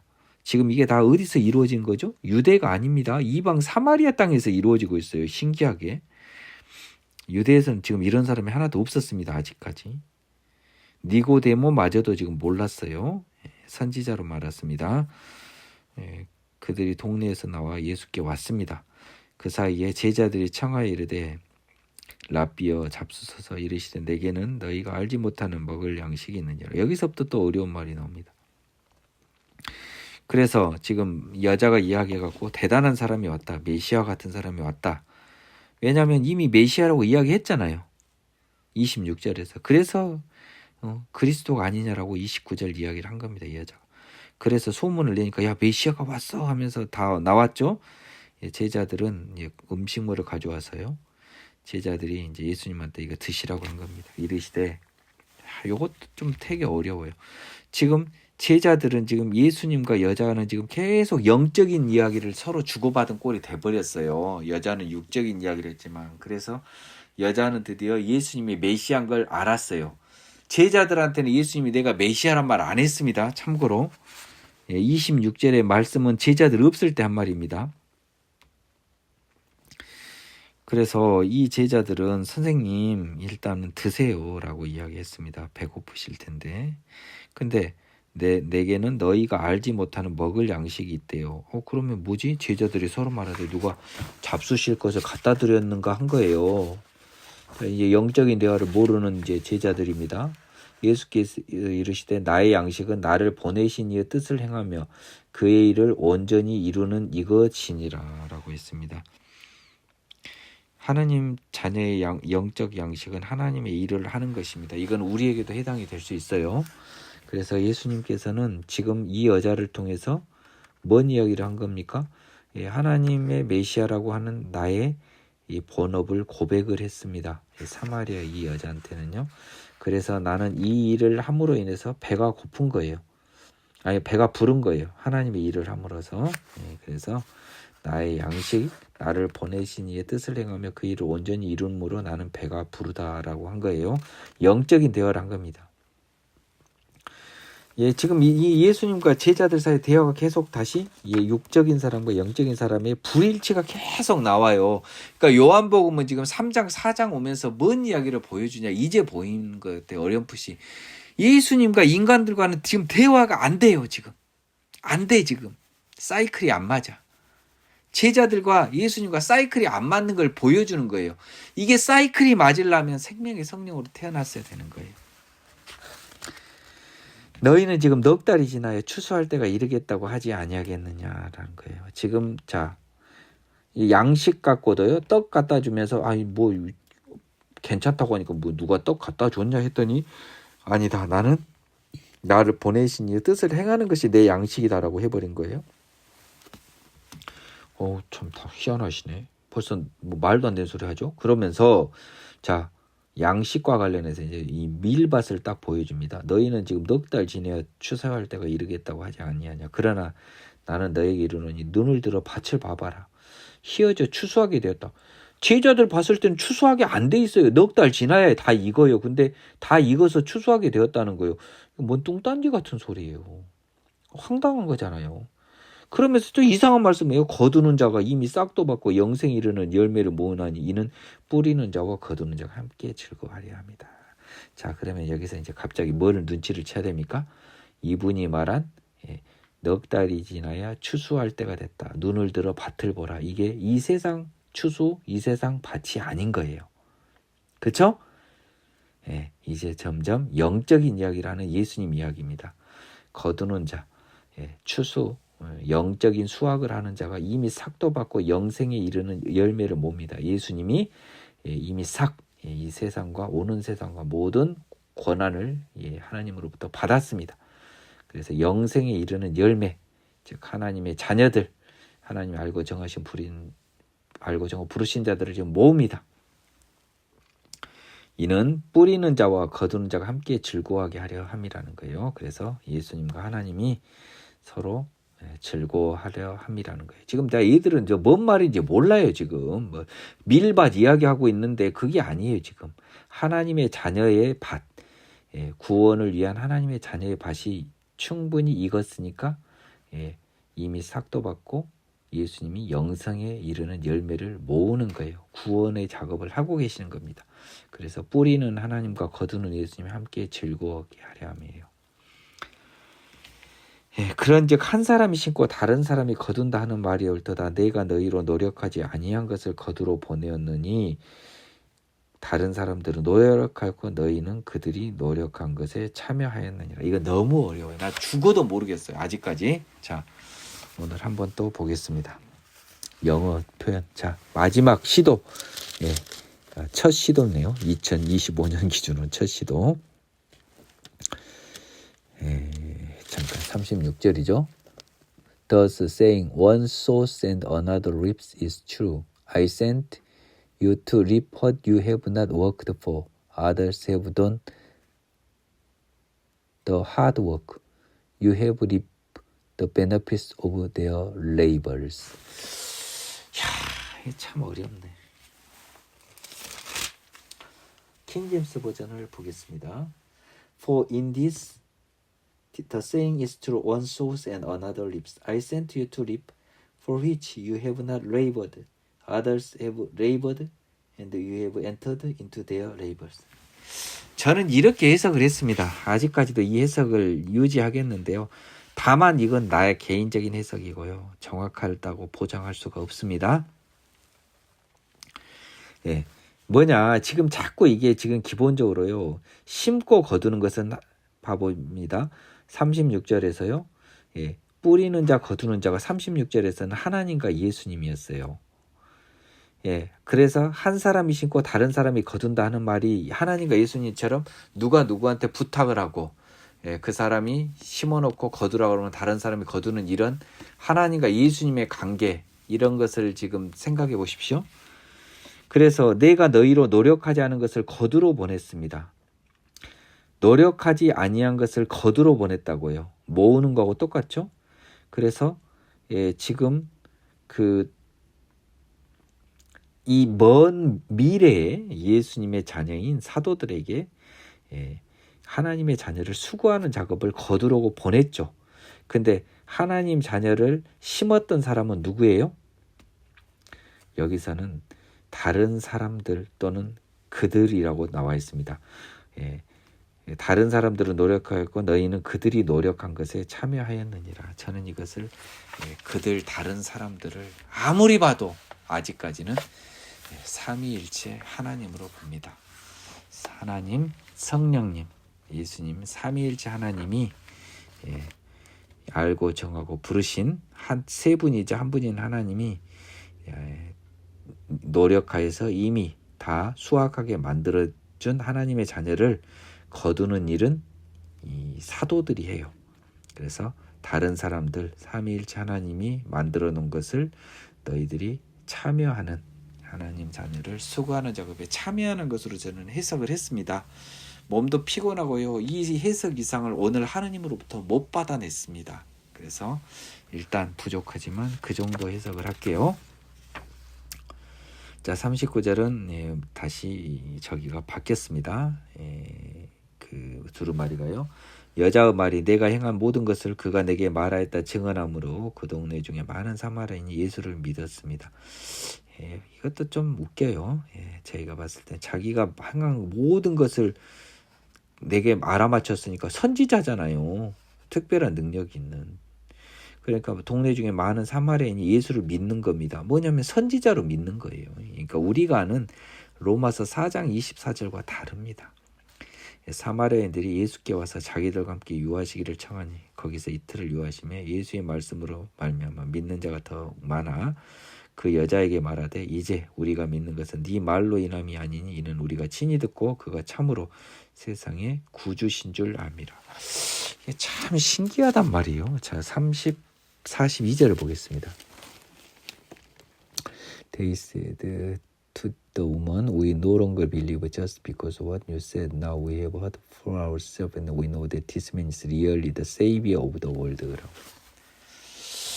이게 너무 신기해요. 세상의 구원자, Savior of the world, 세상의 구주는 우리가 아는 선지자랑 좀 다르거든요. 그래서 이 사마리아 사람들은 이 여자의 말, 즉 여자의 말은 뭡니까? 네 말 보고 들은 거잖아요.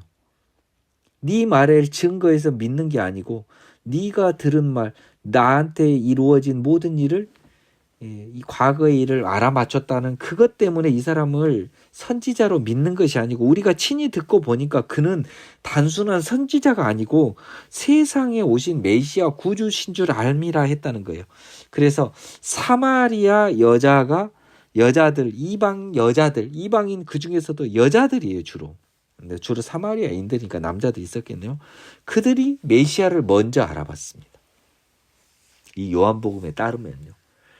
제가 다른 데서 믿으면 다 예수를 믿더라 하면 다 선지자로 하나님의 능력자로 믿는 건데요. 여기서는 분명히 세이비어 오브 더 월드 세상의 구주라고 써죠. 메시아로 알았거든요.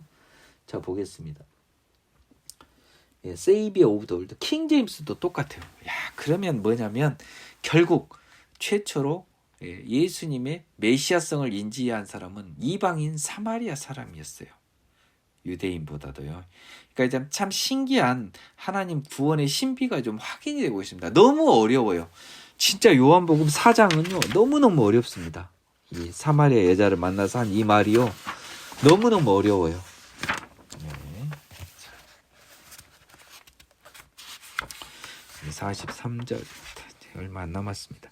이틀이 지나매 예수께서 사마리아 거기를 떠나 갈릴리로 가시며 친히 증언하시기를 선지자가 고향에서는 높임을 받지 못한다 하시고 갈릴리에 이름에 갈릴리인들이 그를 영접하니 이는 자기들도 명절에 갔다가 예수께서 명절 중에 예루살렘에서 하신 모든 일을 보았습니다. 요거에는 좀 대충 넘어갔는데요. 갈릴리에서 사람들이 많이 무시를 했습니다. 저 목수 아들 아니냐, 제 누나나 형제 우리가 다 아는데 지금 뭐 저렇게 잘났냐라고 했지만 사실은 그 사람들은 이 나중에 표적을 많이 보여달라 그랬죠. 명절에서 예루살렘에서 한 일을 많이 봤어요. 갈릴리 사람도. 그래서 나중에는 이 우리랑 똑같은 사람인데 왜 저러지 하면서 여기서도 그럼 예루살렘처럼 표적을 보여줘라 하니까 예수님이 그때 뭐라 그랬냐면 너희들은 선지자가 고향에서는 높임을 받지 못하는 거야. 다른 데서는 다 높임을 받아 이 말을 했습니다. 상대적으로 그 부분에 관해서 간략하게 요한복음에 썼네요. 46절 예수께서 다시 갈릴리 가나에 이르시니 전에 물로 포도주를 만드신 곳이라 2장에서 나왔죠. 왕의 신하가 있어 그의 아들이 가버나움에서 병이 들었습니다. 그가 예수께서 유대로부터 갈릴리로 오셨다는 것을 듣고 가서 청하되 내려오셔서 내 아들의 병을 고쳐주소서 하니 그가 거의 죽게 되었습니다. 그래서 예수님이 6월절 날 유대 갔다 갈릴리로 오셨다는 걸 듣고 아이고 잘 됐다고 어서 와서 내 아들 병 고쳐주라고 한 겁니다. 곧 죽게 된 겁니다. 예수께서 이르시되 너희는 표적과 기사를 보지 못하면 도무지 믿지 아니하리라. 신하가 이르되 주여 내 아이가 죽기 전에 내려와서 예수께서 이르시되 가라 네 아들이 살아있다 하시니 그 사람 예수께서 하신 말씀을 믿고 가더니 내려가는 길에서 그 종들이 오다가 만나 아이가 살아있다 하거늘 그 낳기 시작한 때를 물은즉 어제 7시에 열기가 떨어졌나이다 하는지라 그의 아버지가 예수께서 네 아들이 살아있다 말씀하신 그때인 줄 알고 자기와 그 온 가족 집안이 다 믿으니라. 이것은 예수께서 유대에서 갈릴리로 오신 후 행한 후 두 번째 표적이니라.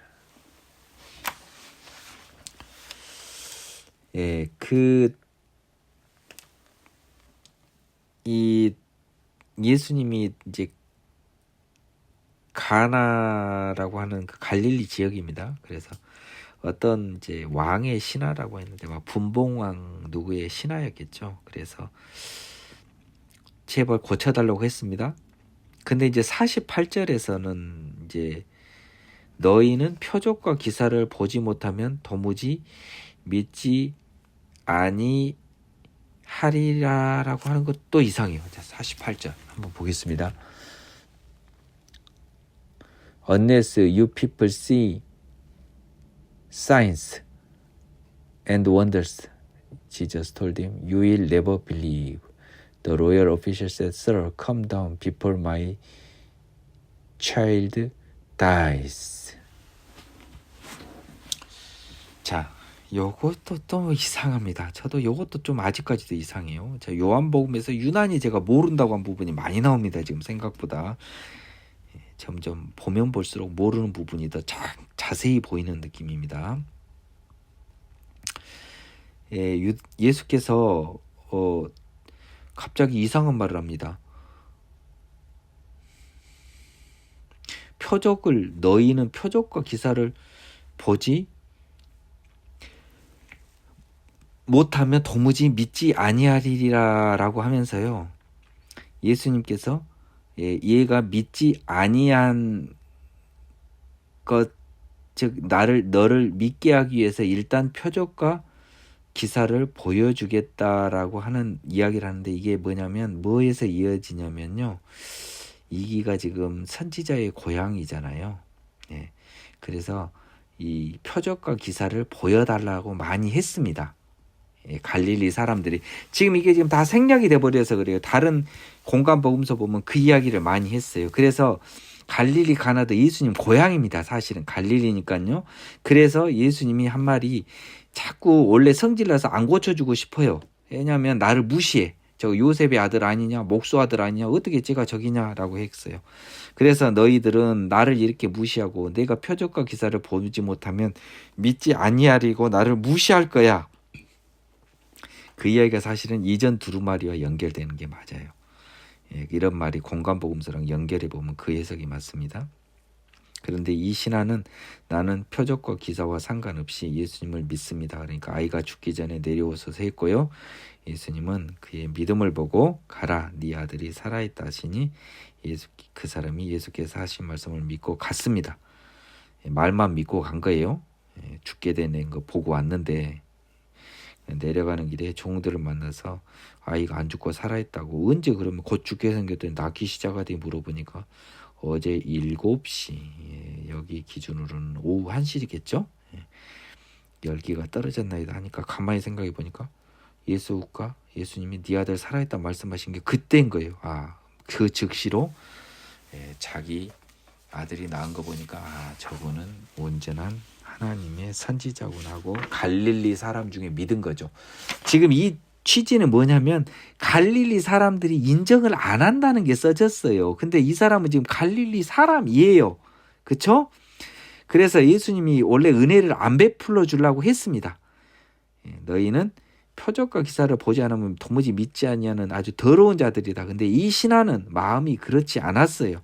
그래서 예수님이 표적과 기사를 보여줬습니다. 그 믿음을 보고. 그래서 예수님이 이게 믿음을 보고 구해준 게 아니고 그냥 내가 여기서 이걸로 해서 내 고향에서 믿음을 줘야겠다 해서 표적과 기사를 줬는지 모르겠습니다. 아마 후자로 해석될 여지도 있어요. 그래서 예수님이 이 사람의 믿음과 상관없이, 이 왕의 신하의 믿음과 상관없이 그냥 가라, 아들이 살아있다 했으니까 얘가 믿고 갔습니다. 그러니까 이제 믿음이 있었던 걸로 일단은 보이잖아요. 근데 나중에 보면 이 사람은 믿음이 있었네요. 그래서 그 말씀하신 오후 1시에 낳은 것을 알고 그와 온 집안이 다 믿은 겁니다. 그 사람은 믿었고요. 결국 그 집안 사람도 다 믿었어요. 자, 갈릴리 사람은 원칙적으로 선지자를 인정하라고 안 믿었어요. 지금 믿는 건 다 선지자로 믿는 겁니다. 근데 이 사람들은 믿게 된 거죠. 갈릴리 사람이긴 한데 예수님의 그 능력을 경험했지 않습니까? 표적을 본 거잖아요. 기사와 표적을. 그래서 믿게 되었습니다. 다만 신하 이 사람은 그 기사와 표적과 상관없이 믿었던 거고요. 이것은 두 번째 표적이었다라고 했습니다. 그러니까 이게 여러분들이 이게 좀 왕의 신하의 아들을 거치던 이 패러그랩은요, 다른 복음서에서 예수님이 갈릴리 고향 사람들로부터 무시를 당했던 백그라운드를 알아야 돼요. 그렇기 때문에 갈릴리에서는 별로 기적을 자기 고향에서는 많이 안 하고 싶었던 그런 부분이 있었습니다. 근데 여기서 이 사람이 청하게 아들이 죽게 됐다고 했습니다. 그래서 예수님은 그 아들을 살려주기 위해서 기적과 표적과 기사를 보지 않으면 믿지 아니하는 그런 못된 사람들한테 표적과 기사를 보여주는 선의를 베푸는 그런 예수님이 써졌거든요. 오늘 지금 굉장히 안 좋은 컨디션에서 송구 영신 예배 형식으로 제가 너무 하나님께 죄송해요. 많이 준비가 안 됐고 몸도 피곤하고 오늘 많이 좀 여러모로 준비가 안 됐습니다. 하지만 제가 내일 아침에 원래와 같이 수요 예배 형식으로 드릴까 아니면 다른 교회에서 하는 것처럼 그래도 새해가 밝는 이때 할까 고민을 좀 했는데요. 그냥 일반 교회처럼 이렇게 송구 영신 예배를 처음으로 드려봤습니다. 다만 이게 너무 준비가 부족했어요. 오늘 그건 제가 인정을 합니다. 하나님께 죄송해요. 다만 지난 1년간 보호해 주시고 이끌어 주신 하나님이 올 1년도 하나님의 선하신 주권으로 이끌어 주시고 보호해 주실 것을 믿고 기도드립니다. 여러분들도 하나님의 선하신 주권으로 올 1년 순순히 순풍에 돛던 듯이 밀려 떠내려가는 흘러가는 그런 은혜의 삶을 여러분들이 누리시기를 기원합니다. 하나님께서 저와 이 강의 설교를 듣는 모든 사람들에게 선하신 주권으로 인도하여 주시기를 간절히 기도하고 오늘 여기서 마칩니다.